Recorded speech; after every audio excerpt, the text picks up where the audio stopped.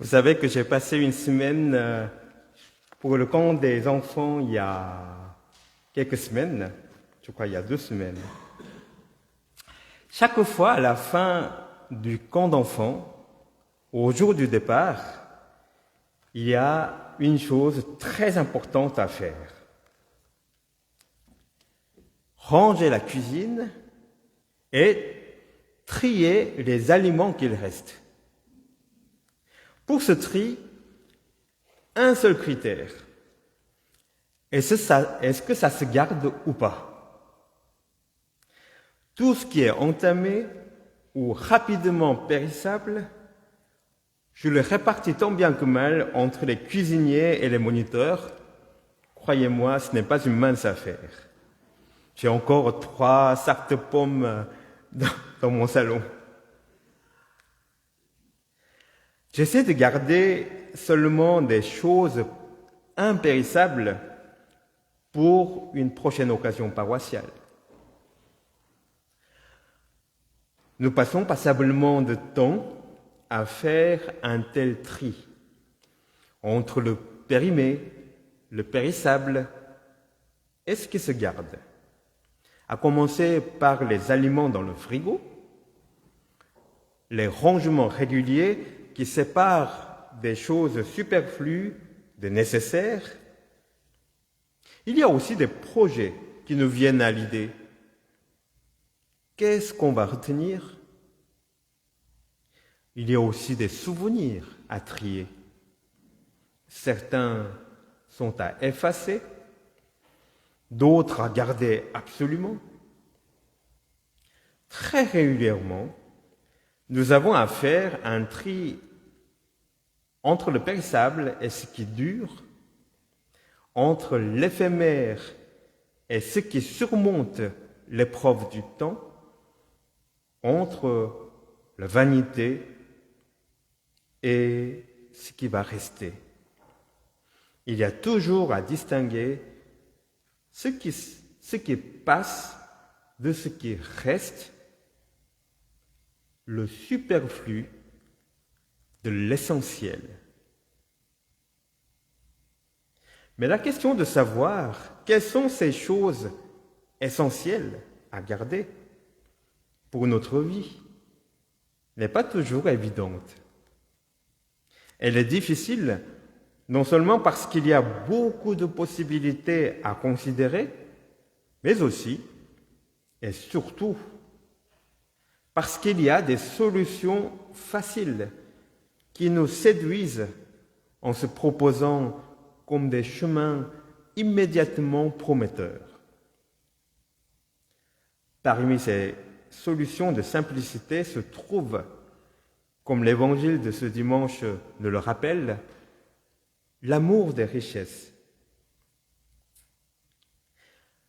La richesse est particulièrement séduisante car elle procure à ceux qui la possèdent le sentiment de l'indépendance, de la distinction. Elle donne le sentiment de maîtriser la vie. L'argent nous procure cette impression de pouvoir nous débarrasser des aléas et des mauvaises surprises. Mais en grande partie, c'est vrai, n'est-ce pas? Mais chose étonnante, c'est que plus on tente de vivre de manière sécurisée et sûre, plus notre monde a tendance à rétrécir. Car nous n'aurons pas tellement besoin des autres quand on a de l'argent. Ou plus exactement parlé, nous aurons besoin des autres dans la mesure où ils contribueraient à notre bien-être, à notre plaisir, à notre sécurité. L'argent est puissant en ceci qui nous donne la possibilité de réduire les autres au service qu'ils offrent. La parabole de Jésus décrit de manière dramatique, il pousse un petit peu à l'extrême, ce danger du repli sur soi que la richesse peut provoquer. L'homme riche envisage une solution devant une récolte extraordinaire. Quel est l'aboutissement de ces réflexions dans notre parabole? Il finit par se replier complètement sur lui-même. Dans sa pensée, il n'y a plus de place pour ces ouvriers qui ont transpiré et donné cette récolte. Il n'y a plus de place pour ses amis ni ses voisins avec qui il pourrait s'en réjouir. Il n'y a plus de place pour la nature, ni pour Dieu, d'où tout vient. Pour cet homme riche, il ne reste plus aucun vis-à-vis que lui-même. Il se dit, ou plus littéralement parlé, il parle à son âme en l'appelant mon ami. Mon âme, tu possèdes une qualité de bien en réserve pour de longues années. Repose-toi, mange, bois, fais bonbons. Il finit par s'isoler,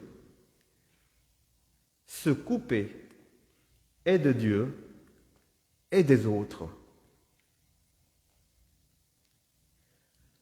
La parabole de Jésus dénonce cette perversion de la richesse en rappelant la condition humaine fondamentale qui est le caractère inévitable de la mort. L'homme riche a beau être sûr de son avenir, la mort vient anéantir tout son projet. Par là, Jésus nous rappelle cette vérité qui reste. Notre vie elle-même est un don, un prêt pour un temps. À plus forte raison, nos biens matériels.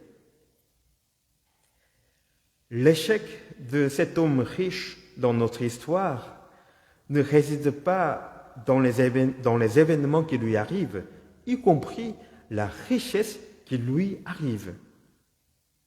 Ce n'est qu'un moyen.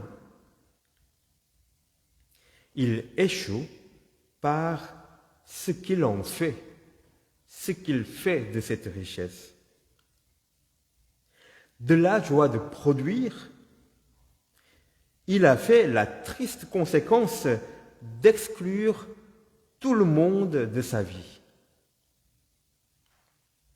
Du bonheur de recevoir le fruit de son travail, il a fait une absurde occasion d'inquiétude sans fin. D'abord, il s'inquiète du fait qu'il ne sait pas où mettre sa récolte. Puis, il dit qu'il va démolir ses greniers pour bâtir de plus grands afin d'y rassembler tout son blé et ses biens. Mais comment il va faire pendant ce temps entre la démolition des anciens greniers et la construction des nouveaux? Où est-ce qu'il va mettre tout son blé et tous ses biens? Un autre souci qu'il apparaît, qui ne sait même pas se rendre compte. Et là, ensuite, comment il va protéger tout cela après, contre tous les dangers, les souris, les rats, les voleurs. Enfin, la parole n'en parle pas tout ceci, mais le début de cette série d'inquiétudes est déjà là. L'homme riche de notre parabole est aveuglé par la richesse qui lui arrive, et il abandonne l'essentiel pour le superflu. Il choisit le périssable au détriment de l'impérissable. Il manque de voir que sa vie est appelée à trouver le bonheur dans la relation avec Dieu et avec les autres.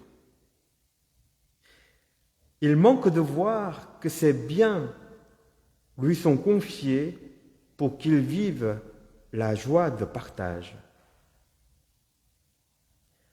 Le bonheur qui se vit en relation, le partage qui nous apprend à être interdépendants en donnant et en recevant, tout cela fait partie de l'essentiel de la vie parce que le temps de vivre nous compte, parce qu'il est urgent d'aimer.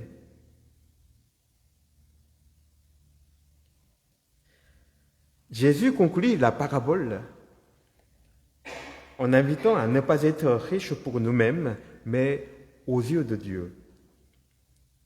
Être riche devant Dieu, c'est de laisser Dieu à la place de Dieu, en mettant l'argent ainsi que tous les autres moyens de la vie à leur place. Nous serons riches aux yeux de Dieu en faisant confiance à Dieu qui nous donne ce dont nous avons vraiment besoin et aux autres que Dieu nous donne comme frères et sœurs. Nous serons riches auprès de Dieu en le laissant libre d'agir dans notre vie et en nous mettant librement au service les uns des autres en son nom. Jésus lui-même nous a montré ce style de vie par sa vie, sa mort et sa résurrection. Sans doute, il y aura toujours beaucoup de choses à trier dans notre cœur pour ne pas laisser enfoui cet appel essentiel parmi tout ce qui est superflu dans la vie. Peut-être n'y arriverons-nous jamais. Mais la bonne nouvelle, c'est que le grand chef de la déchetterie de la création, c'est le Christ. Il dit aujourd'hui encore à chacun et chacune de nous, vous savez, tu sais, j'abandonne tout le reste, mais je te garde. Amen.